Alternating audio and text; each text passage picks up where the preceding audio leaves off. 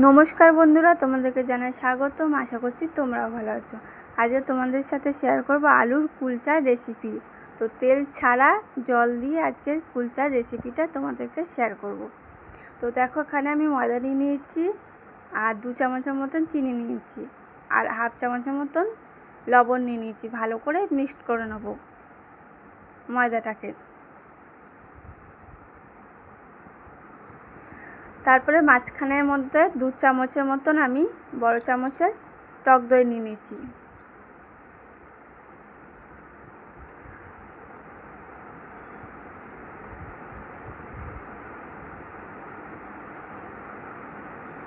তারপরে বড় চামচের 2 চামচের মতো ইস্ট নিয়ে নিয়েছি।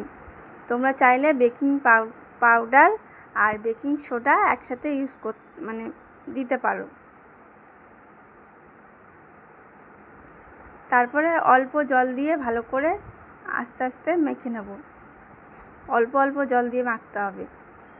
তারপরে আমি সামান্য একটু তেল দিয়েছি, না তো কুলচার ওই নরম ব্যাপারটা থাকবে না। বেশি তেল দিলে শক্ত হয়ে যাবে।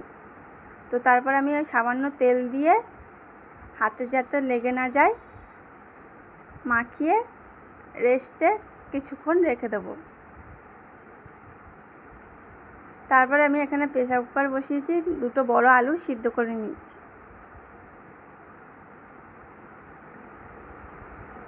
তারপরে এখানে 2টো পেঁয়াজ কেটে নিয়েছি, ভালো করে আমি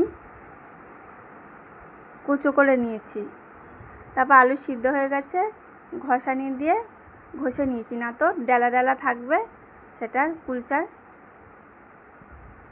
বেলার সময় অসুবিধা হতে পারে। তারপরে পেঁয়াজ কুচি, ধনেপাতা কুচি, কাঁচা লঙ্কা কুচি, সাদা নুন, বিট নুন সামান্য, আর কাশ্মীরি লঙ্কার গুঁড়ো দিয়ে ভালো করে মিক্সড করে মাখিয়ে নেব হাত দিয়ে।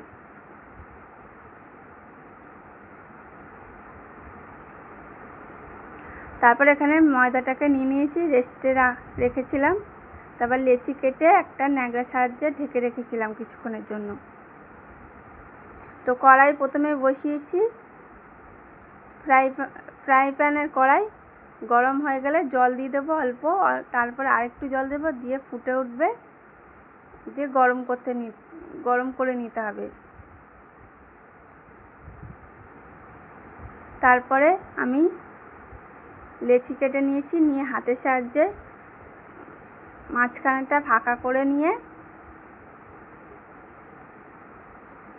তারপর পুরটা দিয়ে ভালো করে হাতের সাহায্যে করে নিচ্ছি, নিয়ে বেলে নেব।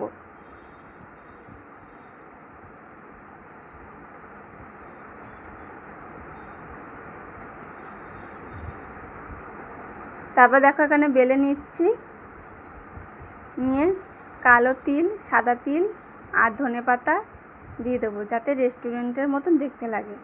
আর অবশ্যই ফ্রাই প্যানটা বসিয়ে প্যানটা গরম করে তারপরে জল দেবেন, দিয়ে যেই ফুটে উঠবে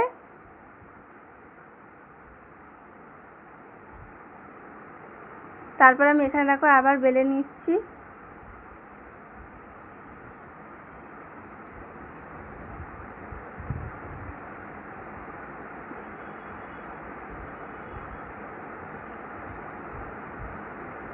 তারপরে এখানে জলটা ফুটে উঠেছিল, সেই জলের মধ্যে কুলচাগুলোকে দিয়ে দিলাম, দিয়ে কাচের ঢাকনাটাকে আমি ঢেকে দিলাম। আর ওই যেটা হচ্ছে গিয়ে ওই ফুটোটা আছে কাচের ঢাকনা, ওটা লবঙ্গ দিয়ে আমি আটকে দেব মুখটা, যাতে স্টিমটা ভালো করে ফুলে ওঠে। তারপরে লো আঁচে রেখে দিতে হবে। প্রথমে হাই রাখতে হবে, 2 থেকে 2.5 মিনিট লাগবে এক একটা কুলচা হতে। তো তারপর আমি বাটার ব্রাশ করে দিচ্ছি। তোমরা চাইলে বাটার বা ঘি ইউজ করতে পারো। তো তারপরে আমি উল্টে নিয়েছি। তারপর জলটা দিয়ে প্রথমে হাই রাখতে হবে, জলটা হালকা শুকিয়ে আসবে, মানে হালকা যখন ফুটে উঠবে তখন দিতে হবে। আর দেওয়ার পরে প্রথম হাই রাখতে হবে, তারপরে লো আঁচে রাখতে হবে, যেই জলটা শুকিয়ে যাবে। তারপরে দেখো আমার এখানে কুলচাগুলো হয়ে গেছে, এবার তুলে নেব, এপিট উপিট করে নিয়ে নেব।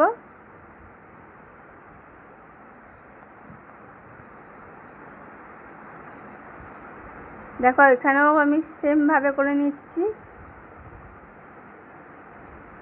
জলটা যেই ফুটে উঠবে তখনই দিতে হবে, মানে জলটা অল্প দিতে হবে। তো দেখো আমার এখানে কুলচা রেডি। তো রেসিপিটা ভালো লাগলে অবশ্যই লাইক কমেন্ট শেয়ার করো, আর বাড়িতে বানিয়ে অবশ্যই তোমরা খেয়ে কমেন্ট বক্সে কমেন্ট করো যে কেমন হয়েছে। তো একদম সফট হয়েছে, তোমরা বাড়িতে বানিয়ে খেলে বুঝতে পারবে। তো লাইক কমেন্ট শেয়ার করো।